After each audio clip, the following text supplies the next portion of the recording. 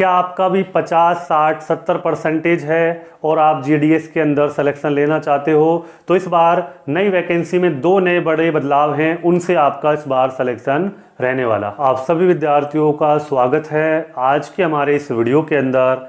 तो जैसे कि आपने टाइटल थंबनेल देख ही लिया है, आज इस वीडियो के अंदर हम बात करने वाले हैं एक नई रिक्रूटमेंट के बारे में, और उस रिक्रूटमेंट का नाम है ग्रामीण डाक सेवक की जो नई रिक्रूटमेंट है उसको लेकर आज का वीडियो रहने वाला।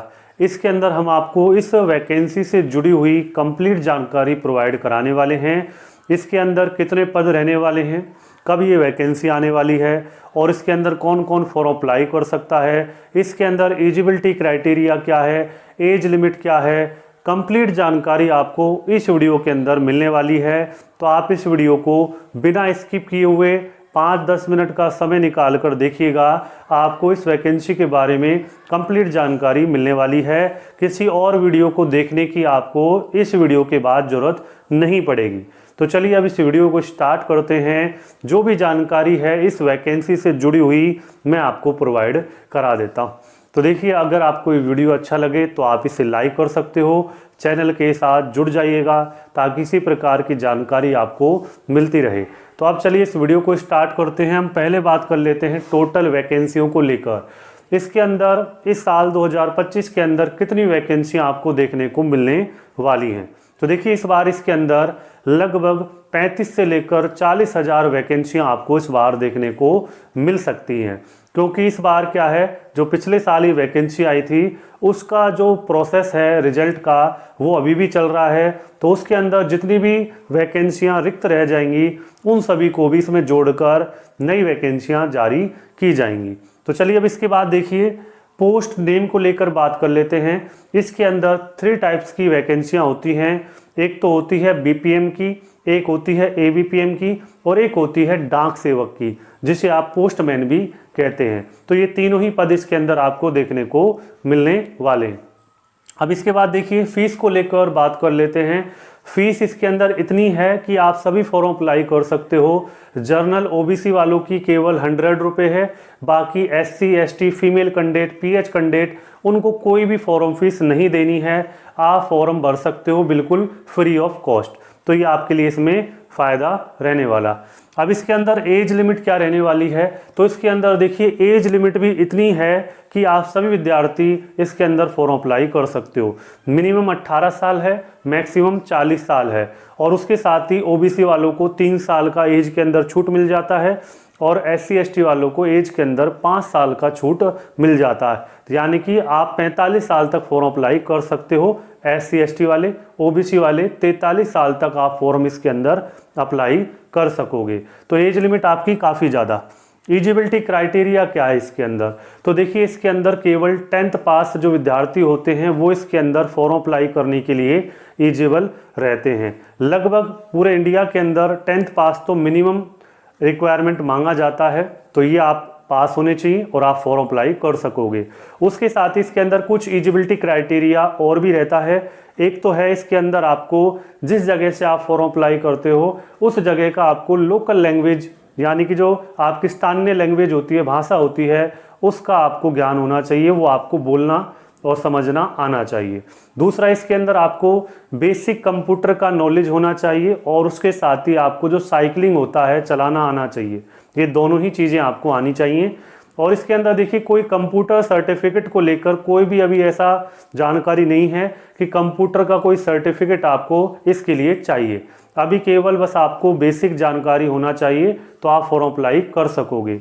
अब इसके बाद देखिए इसके अंदर जॉब लोकेशन क्या रहने वाला है, तो इसके अंदर जिस जगह से आप फॉर्म अप्लाई करोगे उसी जगह पर आपका अगर सिलेक्शन होता है तो आपको जॉब मिलने वाली है। जैसे आप किसी भी स्टेट से फॉर्म अप्लाई करो, किसी भी डिस्ट्रिक्ट से फॉर्म अप्लाई करो और उसके साथ ही किसी ही डिवीजन से आप फॉर्म अप्लाई करो तो वहीं पे आपको सिलेक्शन मिलने वाला। अब इसके बाद देखिए हु कैन अप्लाई, इसके अंदर कौन कौन फॉर्म अप्लाई कर सकता है, तो ऑल इंडिया से ऑल मेल कैंडिडेट्स और ऑल फीमेल कैंडिडेट्स इसके अंदर फॉर्म अप्लाई करने के लिए एलिजिबल रहते हैं। तो आप भी इसके अंदर फॉर्म अप्लाई करने के लिए एलिजिबल रहने वाले हो। तो देखिए इसके बाद देखिए सिलेक्शन प्रोसेस क्या है इसका।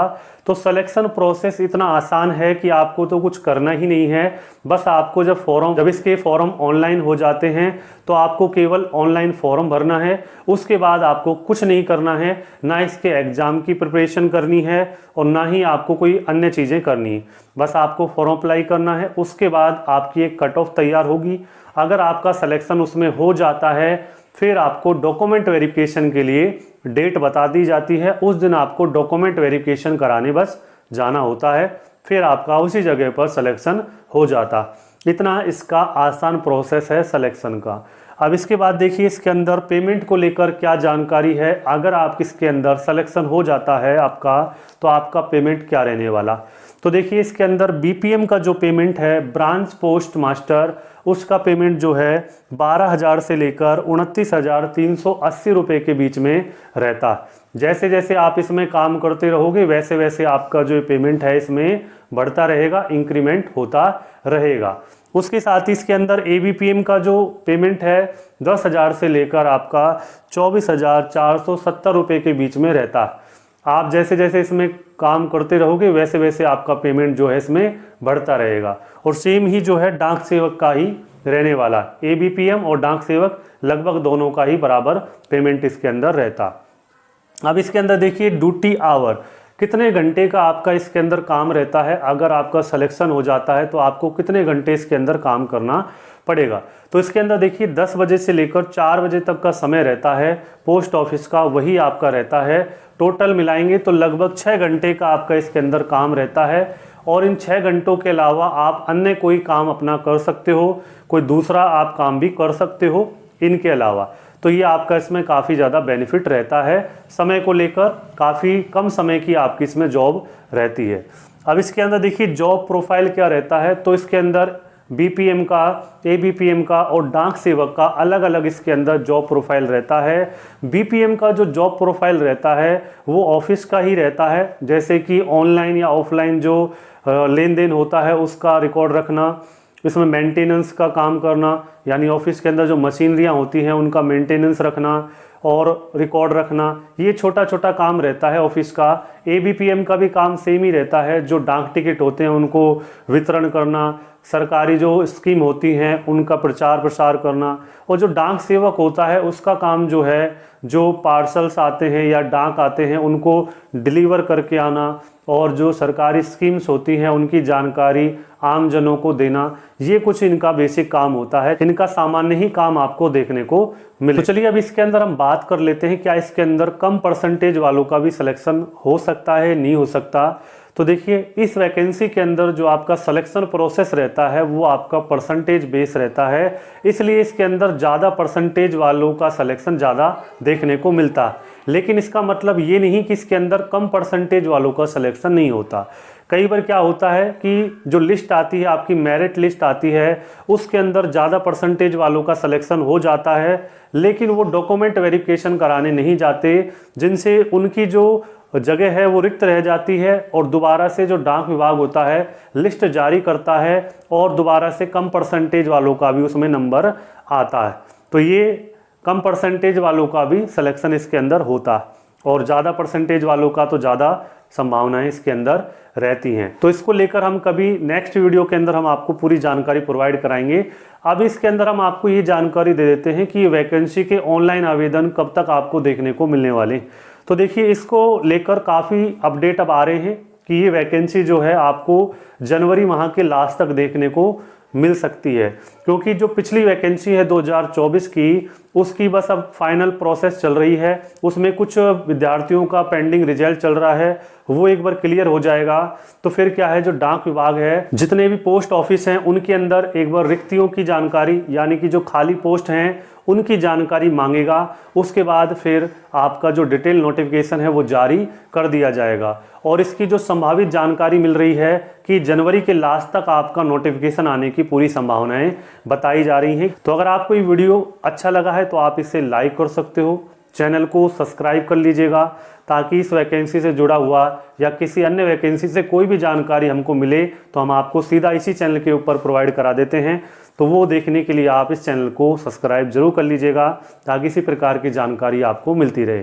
तो वीडियो देखने के लिए आप सभी विद्यार्थियों का धन्यवाद।